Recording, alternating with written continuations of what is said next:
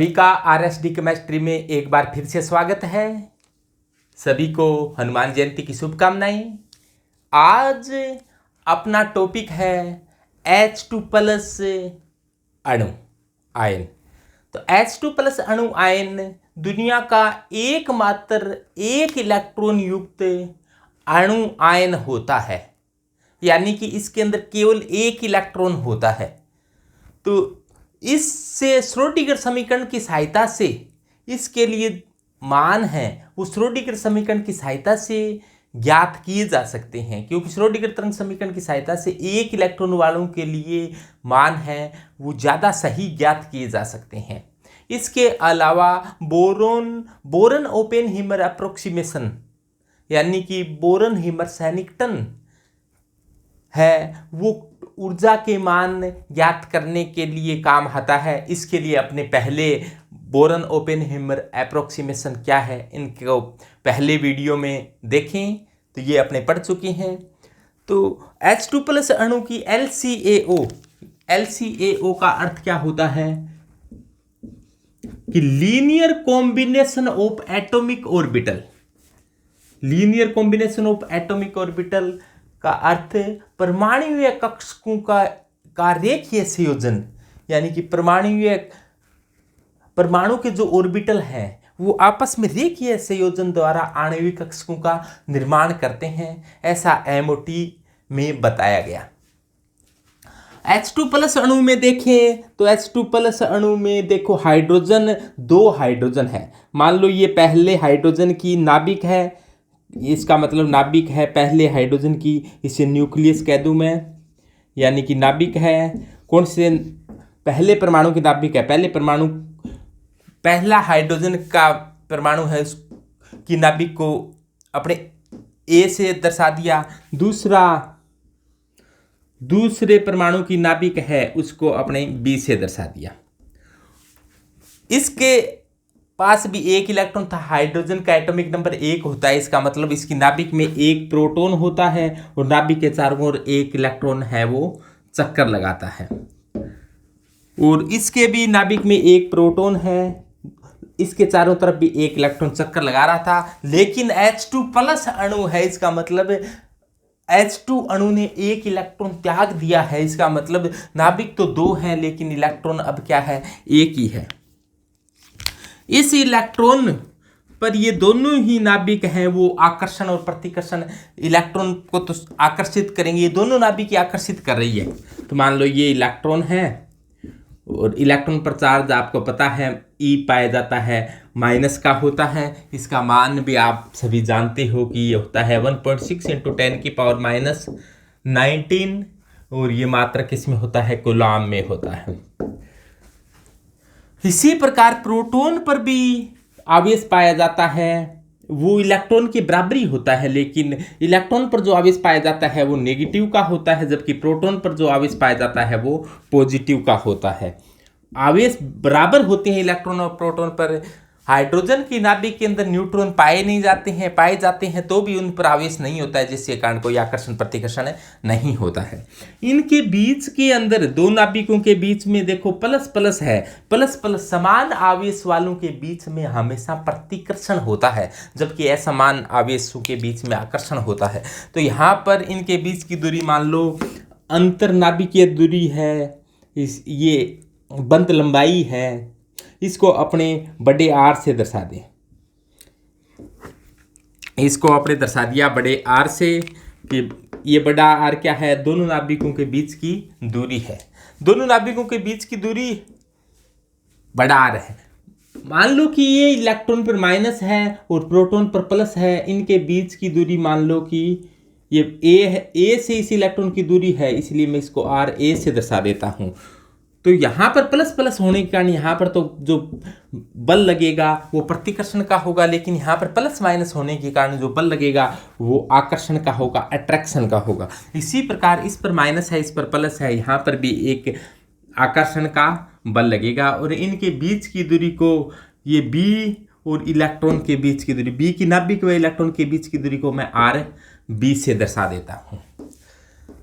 अब इस पर अपने समीकरण लगा दें, श्रोडिंगर समीकरण। श्रोडिंगर समीकरण के बारे में अपने जानते हैं कि श्रोडिंगर समीकरण क्या होती है। तो आप सभी जानते हो कि del square psi upon del X की square plus del square psi upon del Y की square plus del square psi upon del Z की square plus 8 pi square M upon H की square 8 pi square M upon H की square E minus V psi बराबर है 0। ये आप जानते हो कि श्रोडिंगर की इक्वेशन होती है।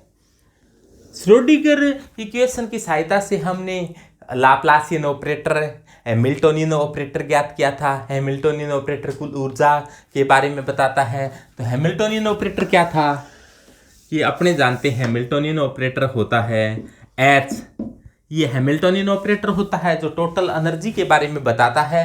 तो कि H बराबर क्या होता है माइनस डेल की स्क्वायर H की square upon 8 pi square M minus del की स्क्वायर H की square upon 8 pi square M plus V। तो ये हैमिल्टोनियन ऑपरेटर होता है, जहां पर V क्या है, V है पोटेंशियल एनर्जी। V क्या है, V पोटेंशियल एनर्जी है, यानी कि स्थितिज ऊर्जा है। और H क्या है, H है वो प्लांक कांस्टेंट है, यानी कि प्लांक नियतांक है। और M क्या है, M है वो मास ऑफ इलेक्ट्रॉन है, यानी कि इलेक्ट्रॉन का द्रव्यमान है। इसे मास ऑफ इलेक्ट्रॉन यानी कि इलेक्ट्रॉन का द्रव्यमान। और डेल्टा क्या है, डेल्टा है वो लाप्लासियन ऑपरेटर है। डेल्टा नहीं, डेल्टा की स्क्वायर होता है वो लाप्लासियन ऑपरेटर होता है। लाप्लासियन ऑपरेटर है ये ऑपरेटर। लाप्लासियन ऑपरेटर का मान क्या होता है आप जानते हो कि del square upon del X की square plus del square upon del Y की square plus del square upon del Z की स्क्वायर को लाप्लासियन ऑपरेटर कहा जाता है। एम क्या है, एम कण का द्रव्यमान है। टोटल एनर्जी अपने इलेक्ट्रॉन की निकाल रहे हैं तो इलेक्ट्रॉन का द्रव्यमान है। इस पूरे सिस्टम की निकाल रहे हैं तो पूरे सिस्टम का ही द्रव्यमान लेना पड़ेगा। वो अपने आगे लिखेंगे, सूत्र वगैरह की स्थापना करेंगे, तब पता चलेगा अपने को। टोटल एम पाई 22/7 होता है। तो ये अपना क्या है, हैमिल्टोनियन ऑपरेटर है। इस पूरे सिस्टम की, ये पूरा सिस्टम क्या है, H2 प्लस अणु है। इस पर चार्ज है इसलिए इसको अणु आयन बोल रहा हूं मैं। H2 प्लस, H2 तो अणु होता है, इस पर चार्ज भी है। चार्ज जिसके भी होता है उसके आगे आयन लगा देते हैं, यानी कि H2 प्लस क्या है, मॉलिक्यूल आयन है। इस सिस्टम की स्थितिज ऊर्जा, टोटल स्थितिज ऊर्जा देख लें अपने कि टोटल पोटेंशियल एनर्जी क्या होगी। टोटल पोटेंशियल एनर्जी यानी कि कुल स्थितिज ऊर्जा क्या होगी। कुल स्थितिज ऊर्जा अपने को पता लग जाए तो ये V क्या है, कुल स्थितिज ऊर्जा है। ये कुल स्थितिज ऊर्जा यहाँ से निकाल कर पूरे सिस्टम की इस हैमिल्टोनियन ऑपरेटर वाले में रख दें तो इस पूरे सिस्टम की कुल ऊर्जा की गणना अपने आसानी से कर सकते हैं। तो कुल स्थितिज ऊर्जा को अपने V टोटल कह दें तो V टोटल क्या होगा। यहाँ पर कितने प्रकार की स्थितिज ऊर्जा है, इनकी और इनके बीच में आकर्षण प्रतिकर्षण हो रहा है। तो यहाँ पर एक स्थितिज ऊर्जा है, एक स्थितिज ऊर्जा यहाँ पर है, एक स्थितिज ऊर्जा यहाँ पर है। तो इसको अपने ऐसे कह दें कि यहाँ वाली स्थिति ऊर्जा को मैं U1 मान लूँ, यहाँ इस सिस्टम की स्थिति ऊर्जा को U2 कह दूँ, इस सिस्टम की स्थिति ऊर्जा को U3 कह दूँ। तो टोटल स्थिति ऊर्जा क्या होगी, U1 plus U2 plus U3। सभी स्थिति ऊर्जाओं का क्या कर दिया जाए, जोड़ कर दिया जाए। अब U1 का मान निकालने के लिए यहां पर जो स्थिति ऊर्जा होगी इसको मैं U1 कह दूं तो U बराबर क्या होता है, होता ये है कि K Q1 Q2 upon R की स्क्वायर होता है। तो वो फोर्स होता है, बल होता है, जबकि यहाँ पर स्थितिज ऊर्जा होता है उसमें R ही आता है।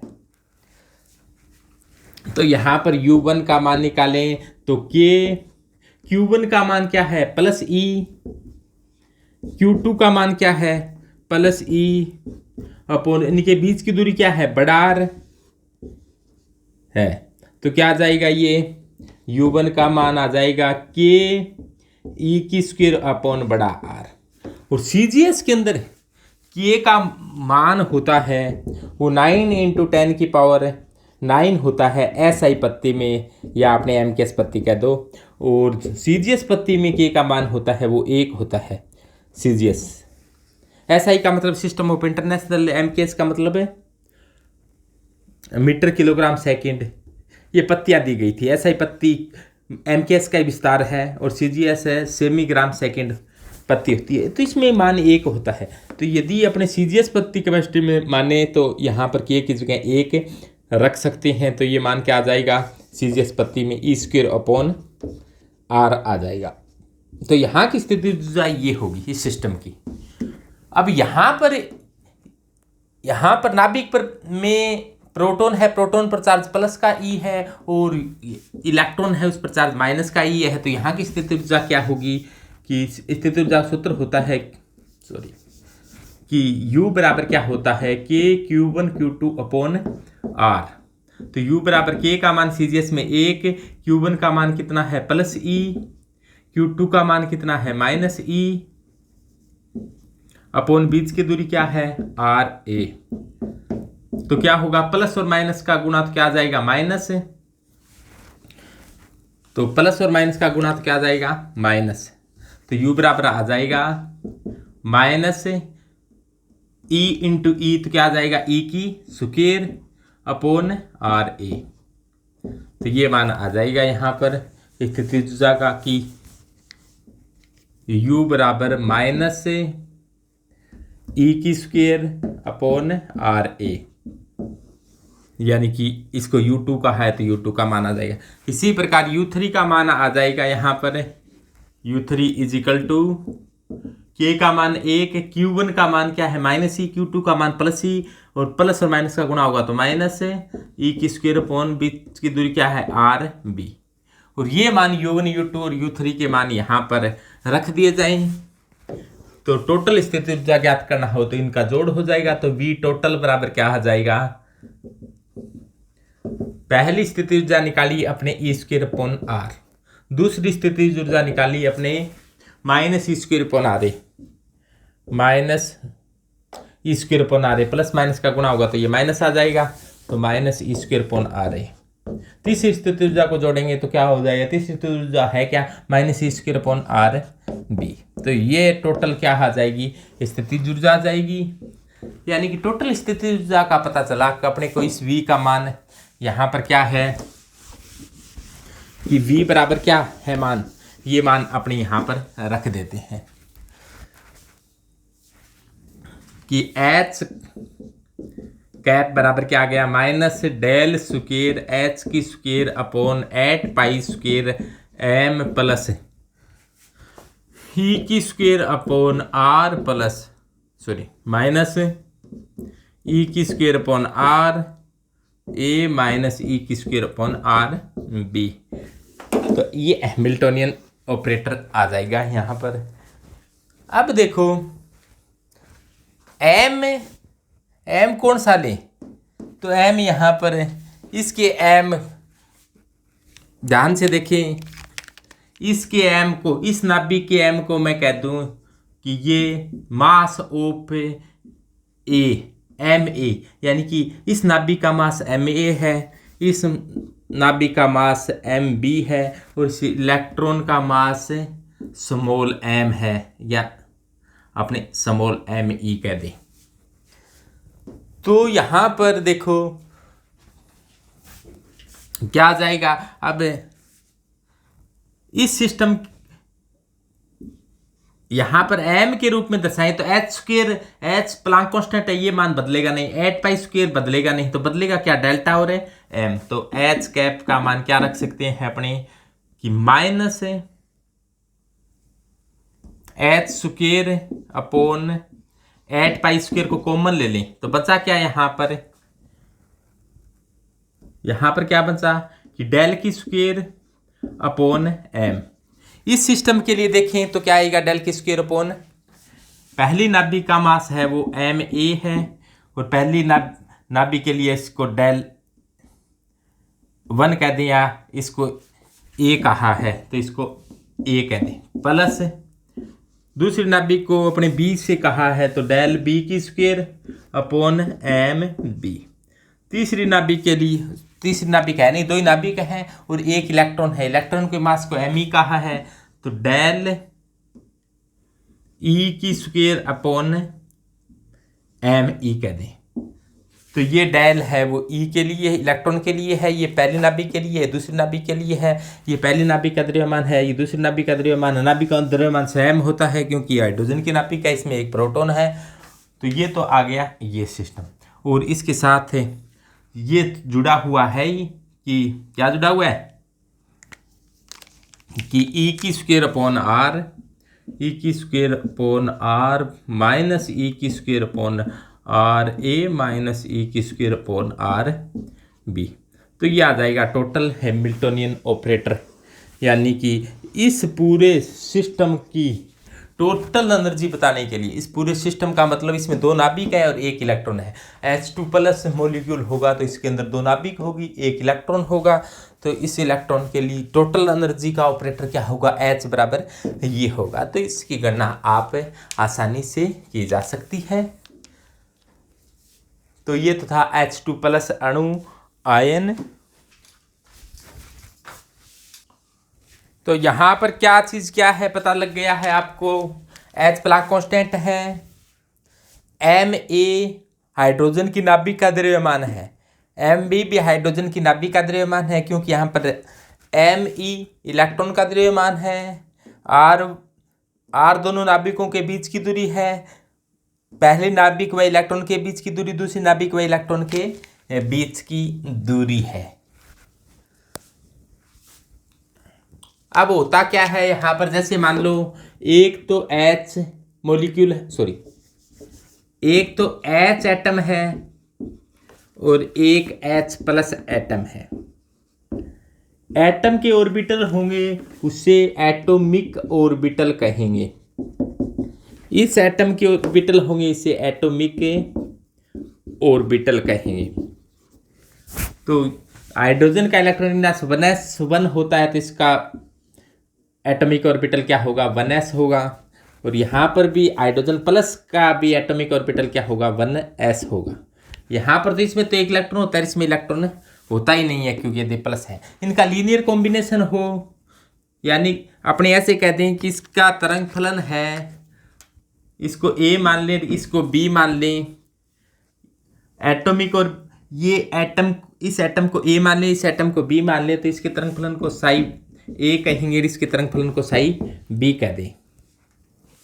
अब ये जब नज़दीक आए, नज़दीक आकर मिले, तो मिलना इनका दो प्रकार से हो सकता है कि ये मिले, कोई नज़दीक आकर मिलता है तो जिसकी अच्छी बनती है तो वो आएगा, गले मिलेगा, हाथ मिलाएगा। कोरोना अपवाद है, अब कोरोना में दूरियां बढ़ गई है, बॉन्डिंग की बजाय एंटी बॉन्डिंग होने लग गई है दूर से।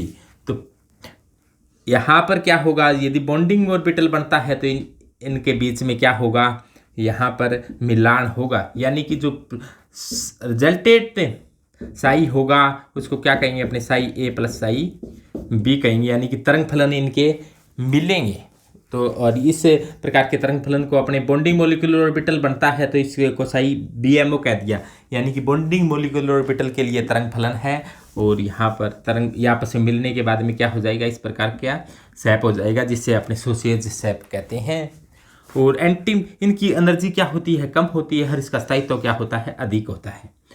एंटी बॉन्डिंग बनता है तब मिलते थे दूर से नमस्कार कर लीजिए, ठीक है भाई, ओके, लड़ाई दंगा है इनके बीच में। तो इनके बीच में एक नोडल प्लेन बनता है, आप लोगों को पहले बताया जा चुका है कि नोडल प्लेन बन जाता है और इनका मिलान कम हो पाता है, इसे साई ABMO कहते हैं। साई ABMO क्या होगा, Sai A minus psi B होगा, यानी कि परिणामी तरंग फलन है इन दोनों के तरंग फलनों का व्यकलन के इक्वल होगा और यहाँ पर जोड़ के इक्वल होता है। तो इस प्रकार से ये मिलते कैसे हैं, इनका परिणामी तरंग फलन क्या आ जाता है और इनका तरंग फलन होता क्या है 1/√πe⁻⁻⁻⁴।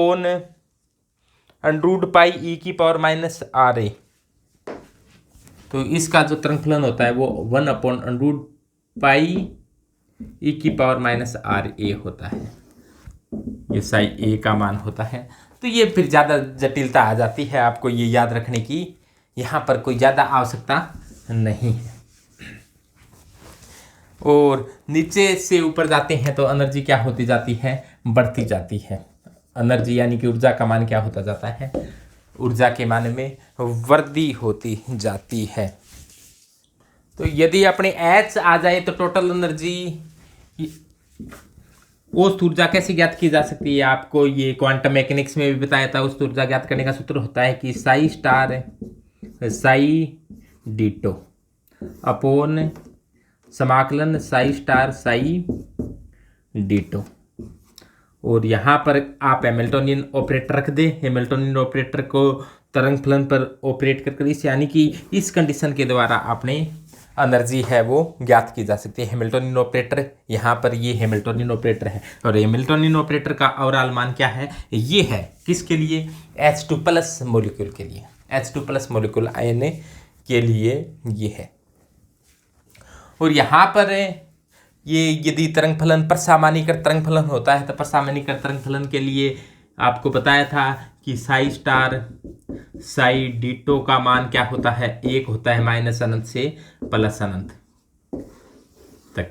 Sai star Sai ditto का मान 1 होता है, यानी कि कोई भी कण है उसकी पाए जाने की संभावना -अनंत से +अनंत के बीच में 1 होती है। और कोई कण हो ही नहीं तो उसको कहा जाता है लांबिक तरंग फलन। यहाँ पर यदि इसका मान 1 न आकर 0 आता है तो इसको लंब कोणीयता की कहते हैं, यानी कि लांबिक तरंग फलन की शर्त कहते हैं। वो परसामान्यीकृत यानी कि नॉर्मलाइज्ड कह दिया जाए, नॉर्मलाइज्ड कहा जाए, यानी कि परसामान्यीकृत तरंग फलन तो यहाँ पर मान 1 आता है और लांबिक तरंग फलन होता है तो यहाँ पर मान क्या आता है, 0 आता है। ऐसा आपने क्वांटम मैकेनिक्स में पढ़ चुके हैं। तो अधिक जानकारी के लिए क्वांटम मैकेनिक्स के वीडियो देखें।